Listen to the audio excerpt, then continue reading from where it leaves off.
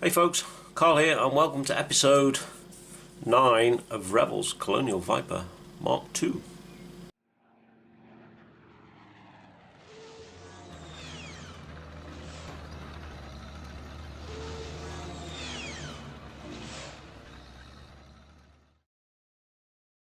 Okay folks, so we have got everything in place at the minute, and as you can see the water went very milky. If I remember, I'll put a picture up somewhere here to show you how bad it actually was. Now this was probably 5 or 6 days ago. Thankfully this part is almost all cleared up. There's a very tiny little bit left around here, but we can now start to see the bottom of this again now. And we have just started to add some of the reeds and rushes. So how are we doing this? So we've got our reeds here, and all we've been doing, we've been cutting little bits out and sticking them in place. Now to stick them in place, we've been using some impact instant contact adhesive. So effectively this stuff, it's a wood glue, and what it means by a contact adhesive is when you apply the glue it's slightly wet and you leave it until it feels dry, and then when you press it on something it makes contact and it sticks, hence the name contact adhesive. So we've got a little bit on the lid here, and all we're doing is we are cutting out small sections of this at a time, a couple of millimeters square each time, pushing it through like so, pulling it out, straightening up the strands and pulling away any that get loose or run away. So we've got a tiny little piece like so. We're just pushing it into the contact glue, getting some stuck to the bottom of that, and this is dried out, so we will get a little bit more on there. This stuff dries out quite quickly and is very sticky. So yeah, we will just touch this into the contact adhesive, so we've got a little bit stuck on the bottom of the tuft, and we will then just position it where we want it, and it should, he says, it should stand up like so. And then we're just getting a pair of tweezers and we're just filling out the reeds a bit so they aren't all just straight up. You can see we've got these bits here, you probably can't, so what we'll do is we'll zoom in. We'll move this over here a little bit and get quite a bit of shine and glare. So those ones have spread out quite well. These ones that these here I've just stuck down, so we need to remove all this extra little bits and pieces, and then we're just moving them about and spreading them out and building up the reeds. So all of this section here is going to be filled up around here, because these are going to be cut down as well with a pair of scissors. We'll actually make these quite a bit shorter. They're not all going to be the same length, and we'll just work our way across, dotting it around, filling in little bits and pieces until we come all the way around up here. So it'll be longer around the edges, and then we'll trim them down as we work into the middle of the main bodies of water. So I am going to crack on doing this. You don't need me to see me do this for the next several hours. So I shall talk to you shortly. Okay folks, so taking a few minutes off from doing the reeds and the rushes in the diorama so I don't get burnt out on it. At the moment we've just gone and masked up all these engine cowlings, and we're going to paint these in black. I'm going to try and leave these stripes here in white, so we're going to paint these in black, and then we're going to touch up with some of the detail, probably with some copper colour or something like that, like I have done with the engine that goes in this part here, and for that we have just added a little bit of copper on the pipe works, just to add a little bit of colour variation. You don't see too much of this once it's actually in the model. So we are going to use flat black, fill all these in.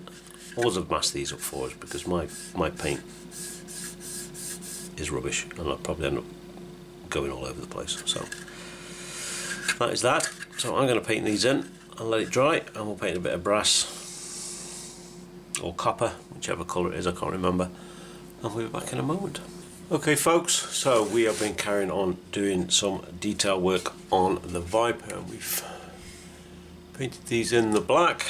I actually just painted over the lot, and I've gone and highlighted back over these lines with the black. We put a little bit of metallic in there, a little bit of bronze, and we put a red dot inside there. We've done exactly the same on the other side, and again we put just a little bit of colour in the back. We've done some of the scoring on the front, but now before we can go any further we need to get some decals on. So got the decal sheet, and because I used the male bust in the figurine, we are going to be using the Apollo scheme, and the only difference is the name tag and the serial number, and it states here Apollo's is 2220. So we have a little bit of lukewarm water in here for dipping the decals in.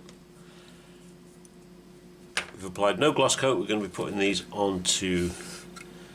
straight onto the paint, and I've been round and very lightly gone over the model with the UMP buffer stick on the green side, so we have reasonably smooth paintwork. If you've got smoothish or smooth paintwork, you really don't need to gloss your model to decal. And we are going to be using Microsol or Microset.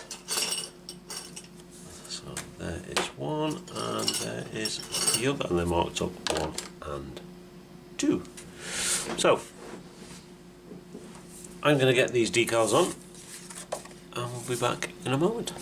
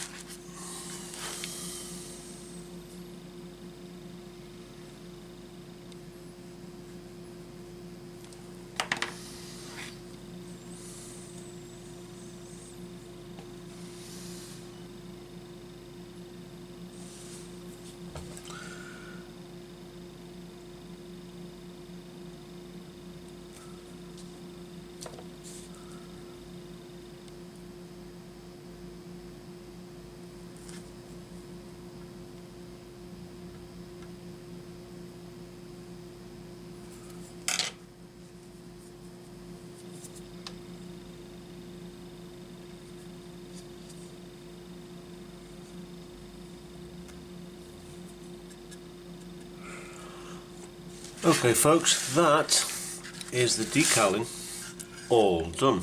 Now there are a few more that can be added on the underside, a few more of what these black spots which are supposed to be like thrust ports. So I haven't put any decals on the base. Obviously this is going to be sitting on the ground, so there's not much point because we're never going to see them. So that is the decaling done. Next we're going to add some more chipping with black like we've done on the nose. So we're going to come around, we're going to do some around these engine ports and the occasional bits and pieces where there's going to be a lot more wear and tear. So I can get the paint and everything prepped, and we'll be back in a moment. Okay folks, so we are ready. We've got our black paint, we've got tissue, and we've got our little green swab. So open the paint up, and we're going to start off, we're going to work around these front engine ports to start with.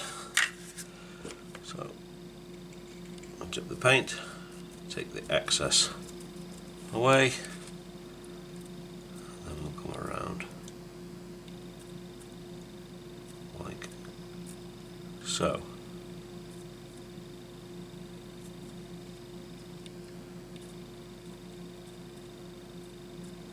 So if we want to get the scrape marks like we have here, all we've done is we've dried most of this off, and we very gently just slide this across the model. So we're barely touching it.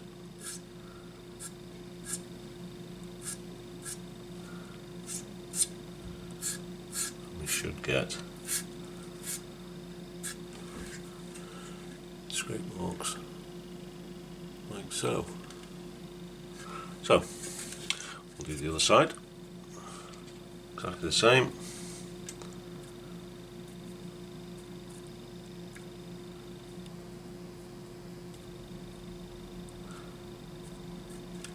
Do it around here as well, just to use up some of this paint.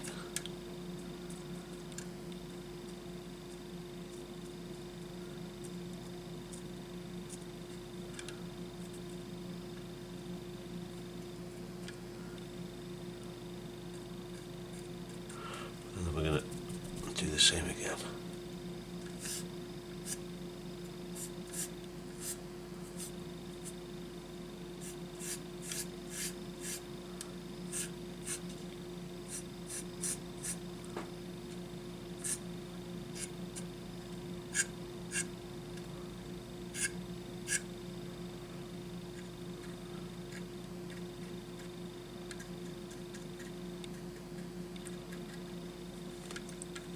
And there we go.